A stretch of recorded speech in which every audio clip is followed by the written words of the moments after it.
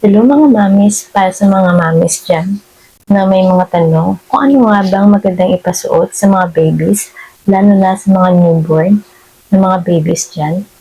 Ito na guys, dahil ito, magbili lamang ito sa Shopee dahil sa halagang 400 pesos, may 100 pieces ka na diaper. At ang kagandahan nito guys, is maganda siya, very flexible, tapos smooth and soft. Yung kanyang parang tela lang siya guys. Ito, ganito siya. Yung, tapos kapag ihi yung baby mo, ma-absorb talaga siya. Katulad nito.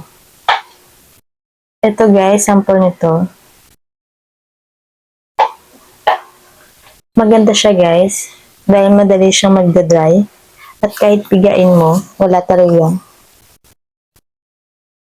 At kung gusto nyo matulog hanggang madaling araw, eto guys, i-recommend ko. Promise, matutuwa kayo sa resulta. Kaya bili na. Nasa comment section yung link. Thank you.